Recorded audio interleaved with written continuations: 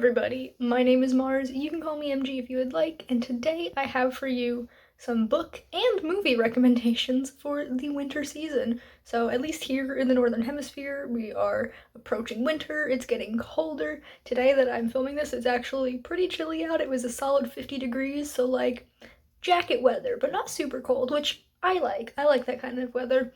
But I am here to tell you about 5 books and 5 movies that I think are perfect for this time of year so that you guys can also enjoy this season.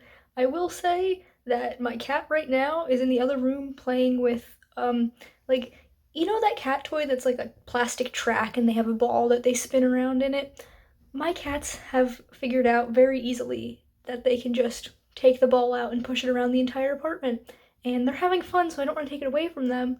But you might hear some weird noises in the back of this video. If you do, it's just my cats playing. But with that out of the way, we are going to start with the book recommendations first.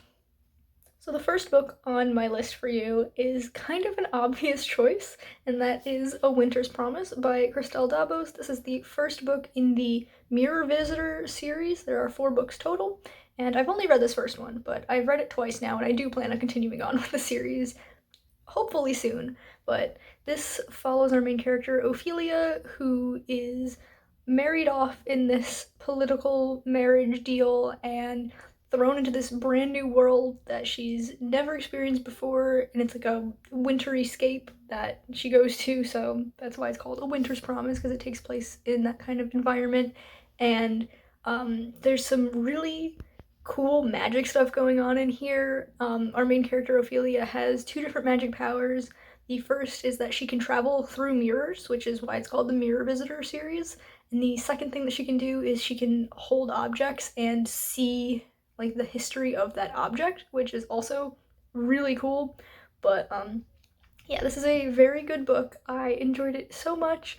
I've heard that the last book in the series is a little bit of a disappointment. I've heard several friends tell me that, but at least this first one I absolutely adored. It's one of my favorite books that I've read in recent times, and I can't wait to continue out the series myself, so I'm recommending this first one for people to read this winter.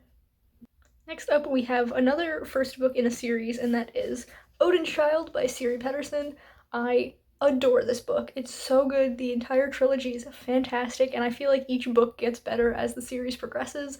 This is the first book in the Raven Rings trilogy, and it's so good. If you like Norse mythology, definitely check this out because it's got its basis in that, because this is from a Norwegian author, and we follow Hirka, is how I would pronounce it, Hirka, and she's a healer, and she's trying to advance in this world, but she doesn't have access to the magic in this world, which is called the Might, and no one knows that, because if they did, then they'd probably kill her.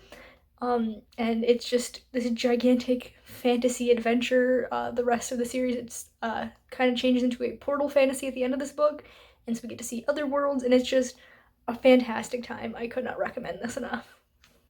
And the next book that we have is a standalone, so if you're looking for something with a little bit less commitment, maybe go for this, and that is Vespertine by Margaret Rogerson. Now, this is not my favorite Margaret Rogerson book. That would definitely be An Enchantment of Ravens, but Enchantment of Ravens is 1000% an autumnal book, and I feel like this is more wintry, not just in the color scheme of the book, but I feel like this is a great book to just sit inside, curl up with your favorite blanket, and just binge read in one sitting kind of book. We follow Artemisia, who is training to be I forget what the order is called, but it's like a specific order of nuns that deal with dead bodies and like giving them their last rites and everything so that they don't rise and become these vengeful spirits. And then a whole bunch of things happen with these vengeful spirits, and she's thrown into this like adventure trying to take down the bad guys. And I'm doing a terrible job of explaining it, but that's because I don't want to spoil anything. But one of my favorite things about this is the fact that our main character is disabled. She has burn scars across her hands and all of her arms, and that affects her like motor skills and her like sense of feeling and everything. And you know me, I love disabled characters. It's one of my favorite things to read about. So I would highly recommend picking up Vespertine if that also sounds like your jam.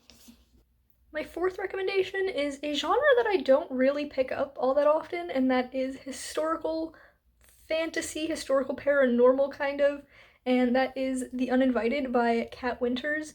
This is a book that blew my mind when I read it. I was like maybe 70% through and I was enjoying it, but it didn't have that like wow factor yet.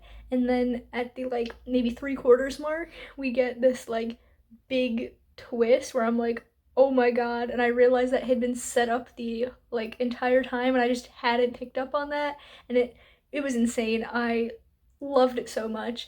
I've actually read a couple of books by this author before, and I feel like all of the ones that I have read would be good to like just sit and, as with Vespertine, just binge read the whole thing. Good for a nice night in. And so, if you like ghosts and you like a historical setting, this is the one for you. And my last book recommendation is another obvious one, and that is The Lion, the Witch, and the Wardrobe by C.S. Lewis.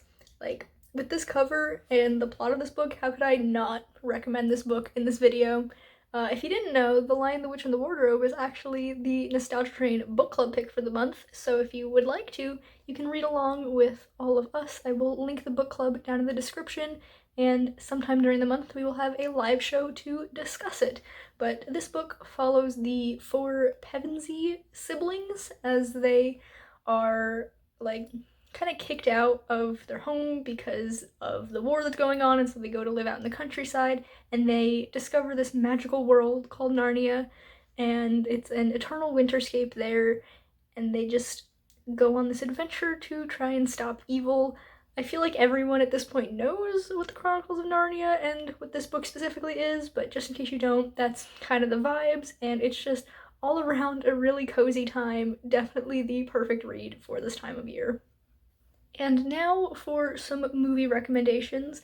I have been watching a ton of movies lately, and most of them have been movies I've never seen before, but I know that these five that I'm recommending are definitely going to fit somewhere in the rotation of settling into bed to watch a movie at night that I've been doing so often lately.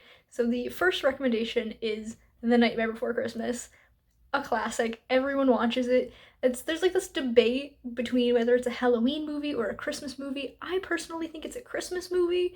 I mean, not only does it have Christmas in the title, it just takes place more around Christmas, and Halloween is more like the outside of it. I don't know how to explain it, but I personally think this is more of a Christmas movie than a Halloween movie, and it would be perfect to watch in December. Next up, we have my favorite Disney movie of all time, and that is Beauty and the Beast. I mean, if you're on this channel, you're either a reader, a writer, or both. And in that case, you probably identified with Belle at least a little bit in your childhood. So Beauty and the Beast is just the perfect movie for this time of year for this kind of people.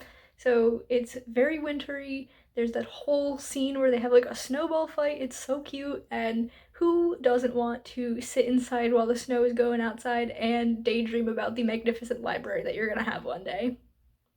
Then I would like to recommend Anastasia, which is not a Disney movie, although a lot of people think it is. I just think this is such a fun movie. Again, it takes place during the winter. There's a whole song called Once Upon a December, and it's just so sweet, so cute, and it's got some of the best villainy in animated movies according to my tastes. It's just a really good time, and I would highly recommend it. Then moving out of the animated movies, because I do watch a lot of animated movies, but not all the time, I would like to recommend Rent, which is another musical, and it takes place in the like New Year's time, so maybe the end of December would be a great time to watch this, and it's a very sad movie, but also very hopeful, and it's just really fun. It's got a lot of great songs. Like, I find myself singing these songs all the time because they just get stuck in my head, and I just really love this and would love for other people to enjoy it as well.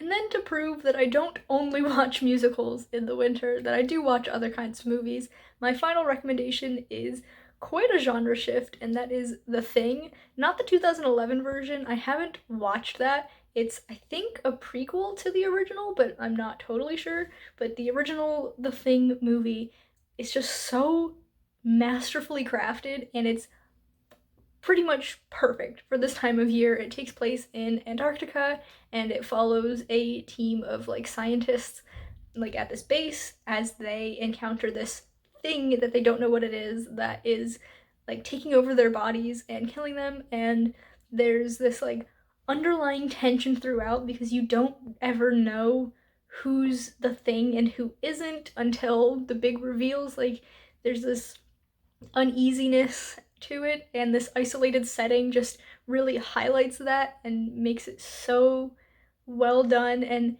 I would not recommend this if you are not a fan of body horror, because oh boy, is that the whole movie. But if you're like me and you do love body horror, then definitely check this out. It's such a great movie, and I know I'm going to be rewatching it sometime soon.